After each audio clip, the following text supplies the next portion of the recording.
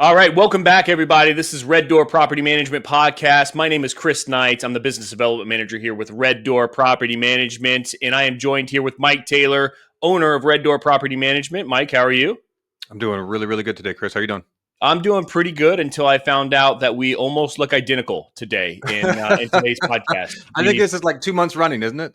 Yeah, this is getting ridiculous. They're going to think we have something like we planned this out, like we're trying to match each other. Like that is not the intention for this podcast for us to look identical. We do not have any prior setup to wardrobe, so this is. We might need to start doing that, though. We might need to start. We might need to start doing that. But anyway, the Red Door Property Management Podcast is all about bringing you economic updates, and we've got a few new segments that we have introduced over the last couple months, so not so much new anymore, but we're going to get into economic updates. We've got this month's Question of the Week, which always dives into questions that I personally receive all the time that maybe the question is asked wrong, or we dive into it a little bit deeper so we can get the owner's point of view, the business development manager's point of view, and you can maybe get these questions answered even prior to reaching out to your prospective property management company. So that is what this is all designed to do. And then the last segment that we are wrapping up the podcast with is last month's market update. This month's market update, however you want to look at it. I guess it's this month's market update based on last month's market data. So that is what we're going to get into. And that also includes, by the way, sales data as well as the rental data so that you can stay informed and make informed decisions, because maybe you are currently working with a property management company that does not stay informed. So that's what this is designed to do. We are going to dive right into it. So we are going to get into the economic market update for the Indianapolis metro area. And all right, let me dial it down here a little bit. I'm going to go ahead and start here, Mike, and then get some of your content along the way here. So let me start here. Now, this first economic update it's not really new. I mean, this has been reported for some time now. In fact, I'm not even completely sure how far along they are in this facility here. I do know that they won't start production until 2027, but I'm sure that the hiring has already started to take place. And now, this is in a suburb that's a little bit further north of Indianapolis, but without a doubt is going to affect the Indianapolis housing market, I'm sure. So, Stellantis and Samsung, SDI's $3.2 billion EV battery plant in Kokomo. Mike, I know that you've heard about this before, right? Yeah, for sure. Okay. All right. So here's my little snippet that I've clipped here from the article itself. So here we go.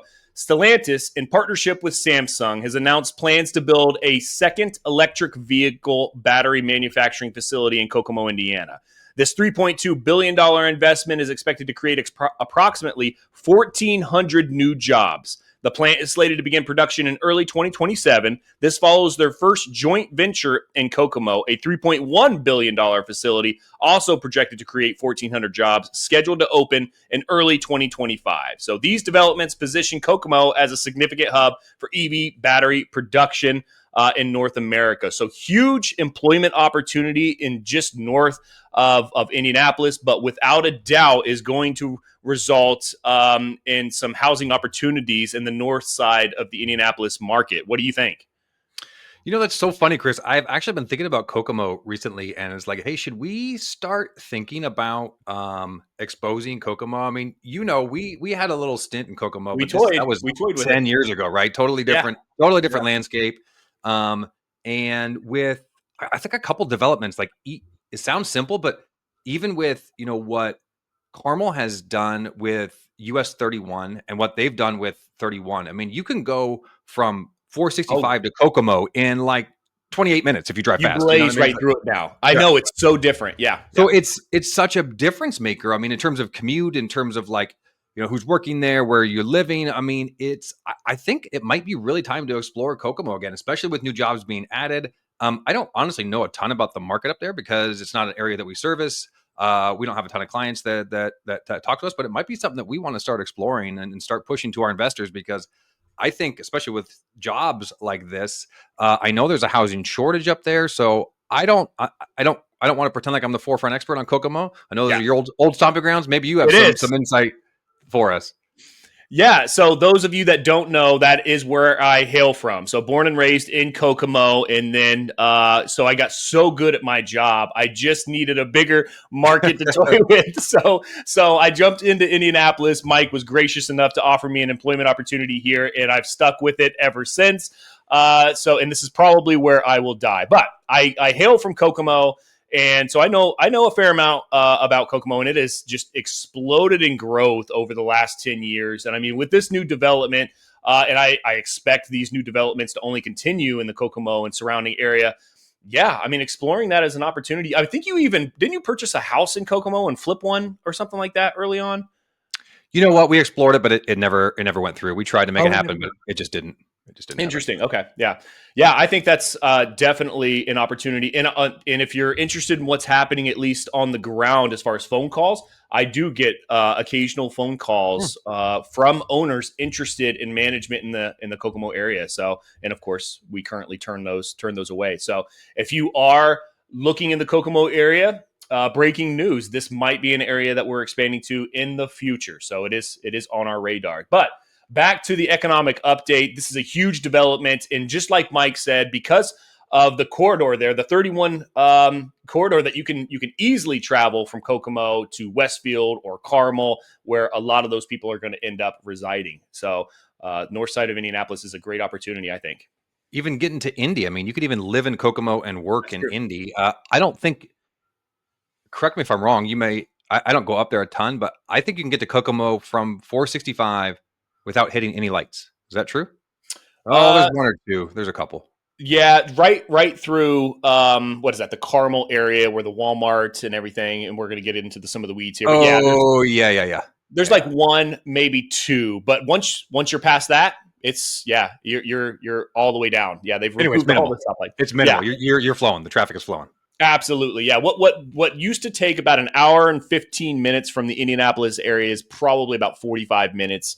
Yeah, You can get straight to Kokomo. So yeah. that's what's happening on the north side of Kokomo. Now I've got a couple more stories here that I'm going to quickly read and get Mike's perspective on. So, all right, more in the Indianapolis West Side area. So, Indianapolis International Airport's new $205 million hotel project happening here on the West Side. So, the Indianapolis Airport Authority has approved the construction of a new 253-room Westin branded hotel connected to the terminal parking garage at Indianapolis International Airport. The $205 million project will feature a full service restaurant, a seventh floor lounge with airfield views, a fitness center, approximately 10,000 square feet of meeting space. Groundbreaking is expected in the spring of 2025, with completion anticipated by December of 2027. So, this development is projected to create numerous construction and hospitality jobs, enhancing the airport's amenities and contributing to the local economy. So, as we've continued to see West Side growth, and so if you stayed in tune with the West Side Roundup that we do in the market reports, rather, you will very likely see some continued changes developed around this specific economic update. Mike, thoughts on that? Have you heard about this? Yeah, I've heard about this. I love it. I mean, tons of economic activity there. If you own a short-term rental on the west side, you're probably going to see some workers coming in and Exactly. renting that for the next few years. I don't know how long that project is going to be, but we get a lot of those, and the homes that we manage is construction workers coming in and need a extended stay. So those are great, especially in the winter. So yeah, all great news. I love to hear that. That has been kind of Indy's, I don't know, Achilles heel, if that's the right word, but the airport, and we're not as connected That's as right. Chicago. It's like so hard. Like every time we go somewhere major, we drive out of Chicago. We go to Chicago, Yeah. and so there's just a little bit of lack of connectivity. So I love to see it. I'll just piggyback on that. This is not breaking news, but there's now a new international flight to Dublin direct from Indy. Mm-hmm. So just Interesting. adding more and more flights. I think that was kicked off by, I think Lilly has a big presence over in Ireland. So I think that helped push it through. But it's just great to see growth in terms of the airport, in terms of added international flights. So I just love it. I think it's great. I'm constantly seeing new updates resulting in just connecting flights through Indianapolis, or no, what's the word I'm looking for? Where there's no connect, no, there is no connector, right? The direct flights. Thank Direct you. flights. Yeah. Yeah, Yeah. direct flights. So that's constantly. that's constantly happening in the Indianapolis airport arena. So that's what's going on the west side. Stay tuned for the west side roundup and continue to follow that over the following months. All right, I've got one more that pertains a little bit more to the economic standard of Indianapolis. So here we go. Affordability gap widens between buying and renting in the Indianapolis area. So, a recent report by Axios highlights the growing affordability gap between buying and renting homes in the Indianapolis, Carmel, Anderson metro area. As of May 2025, prospective home buyers need to earn over $25,000 more annually than renters to afford a median priced home in the area.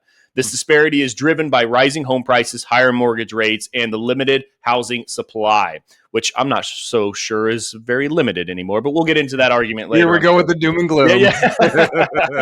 All right, here, almost done here. The required household income to buy a medium-priced home has increased by nearly 4% over the past year, slightly outpacing the 3.5% rise in income needed to afford median rent. This trend underscores the challenges first-time home buyers face in entering the market and influence decisions to rent rather than buy. So the renting market remains strong, while the buying and home buying efforts remain pretty difficult to achieve. So that's what's happening. Any comment on any of that? I think that's probably information we probably are all aware of.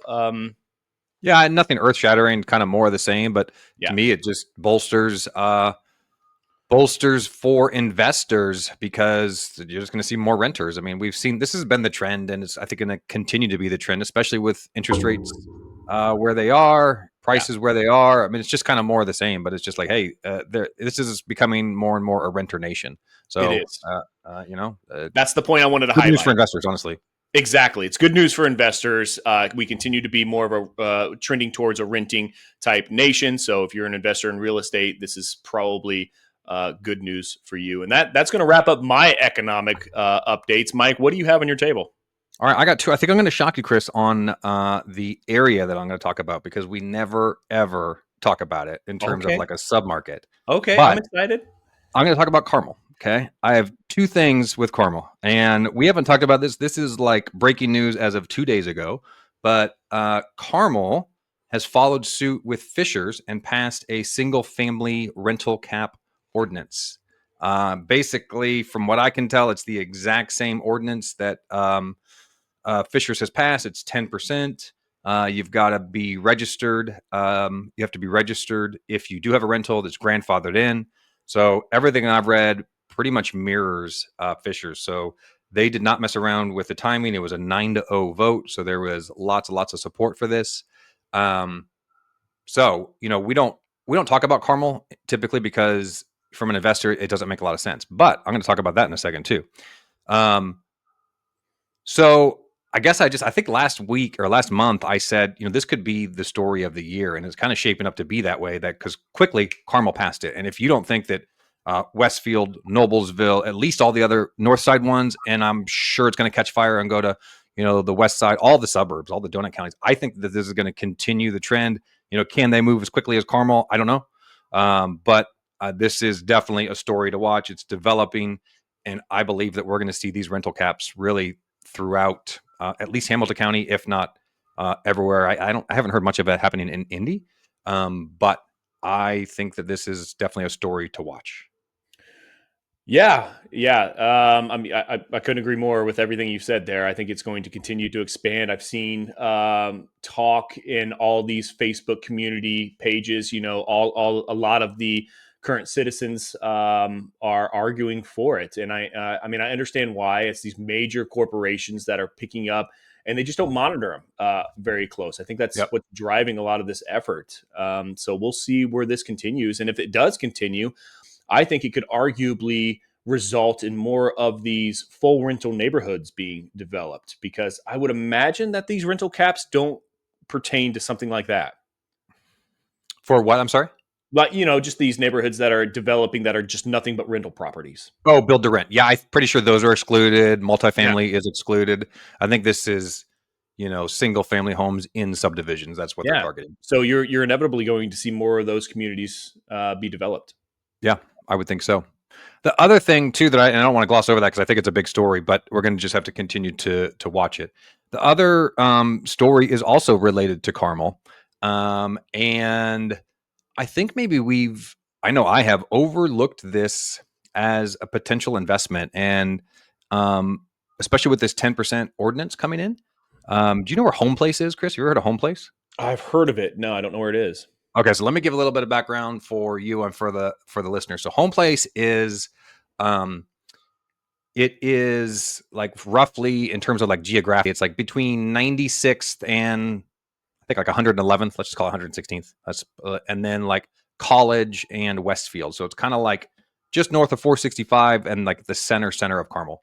It used to be its own, I don't town. I'm not sure if that's even the right word, but anyway, I don't know how many years ago, but Carmel worked really hard and they annexed it. So they basically took over. And there's probably some history there that I need to brush up on, but that's not really important for this. But now it's part of Carmel. It's Carmel Services, Carmel Schools, all of that.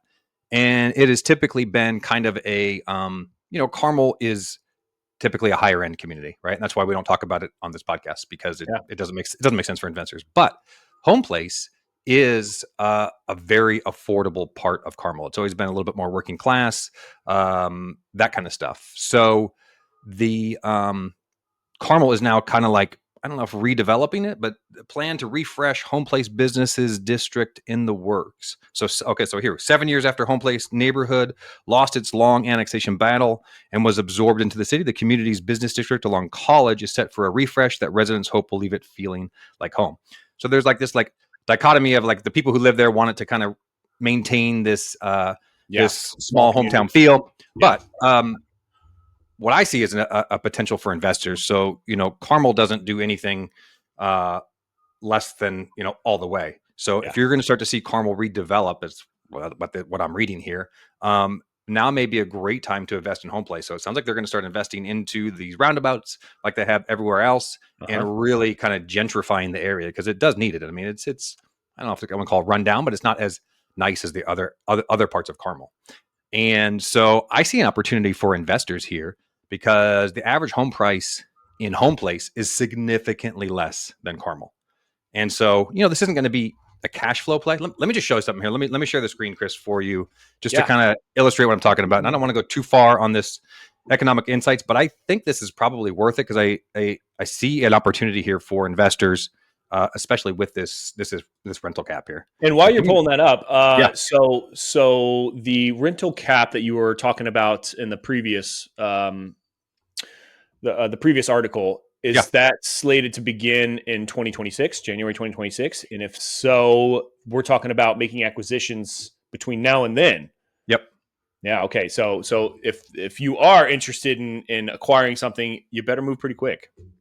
Yeah, 100%. Yes, that's what it is. Again, it's kind of like a mirror image of Fisher. So yes, starts January 2026. Everyone else before then is grandfathered in.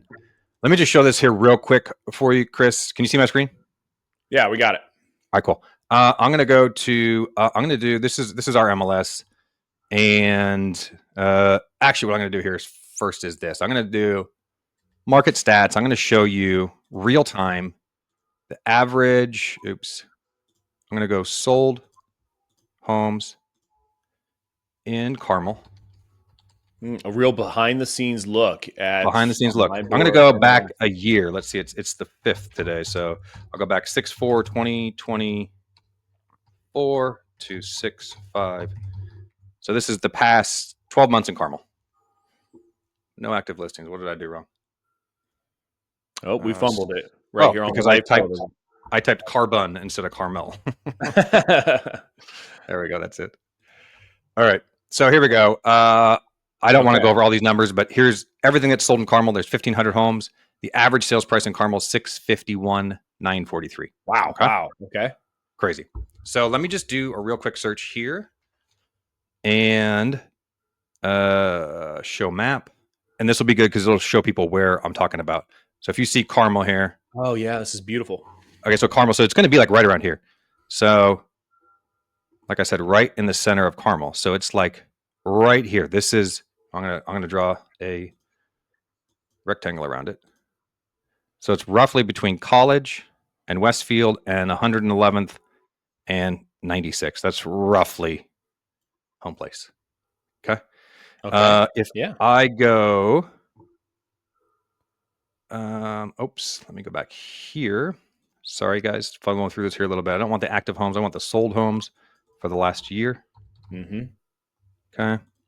And view results. Mm-hmm. Go here. Quick stats. Total sold 72. Look at those prices. Yeah, look at the prices. That's what I'm Look at saying. those. Jeez. So the average price is 400. So it's $200,000 less than the average in Carmel. I haven't even capped it. I mean, there are homes that max is 861. If I took those out of there, I mean, you got a house in Carmel for 180. Is what I'm trying to say here. The Wow. median is 347. The average is 400. So we don't talk about it, but there is potential here in this Carmel area, especially with this redevelopment happening, where there's some potential. Now, again, this is probably not going to be a cash flow play. Yeah. You're probably going to hopefully maybe break even, something like that, maybe make a few bucks, but this is an appreciation play. I mean, Carmel appreciates probably better than anywhere in central Indiana, and so we talk about it some, but we don't talk about it a ton. Where cash flow is only one aspect of investing in real estate. There's appreciation, there's depreciation, there's all of those things, the tax consequences. So this would be somebody who wants to hedge against inflation and realize the appreciation while doing the depreciation and paying down the mortgage and of course all that kind of stuff. So anyway, that's all I wanted to highlight. I don't want to spend too much time on it, but I think there's an opportunity here in Carmel, which we never talk about. So That's incredible. What an crazy? awesome deep dive. Yeah, that is really, really crazy. Just scroll down really quick here. I just want to get a glance and get that captured here on the recording if you can. Can you scroll down on your MyBoard screen? Here? Yeah. Yeah, scroll down. I just want to see a couple more of the houses there listed. Oh, I see. Yeah, so I mean 190, 232. I mean, this is in Carmel. This is Carmel schools. I know. And if you don't think that a house in Carmel for 198. Now this is a little dinky house. I wouldn't buy a house that small personally, but here's one at 1,200 square foot home. That's perfect. $235,000. If you don't think that's going to remain desirable forever, I mean, there's always the affordability. There's nothing affordable, nothing affordable, nothing affordable. Well, this is going to be affordable for somebody. That is always going to be in demand. Your days on the market for a house like this is going to be like, sub 15, I would guess. Yeah, that's incredible. What an awesome deep dive, Mike. Yeah, thanks for showing that to us. I guarantee that every viewer here is going to appreciate that. That's really, really cool. What an awesome deep dive. So act quick though. That rental cap is going to kick in 2026. And is there any? I know that there's efforts by the state to try and stop any of these additional suburbs from instituting any more of these. Have you heard any more on that front?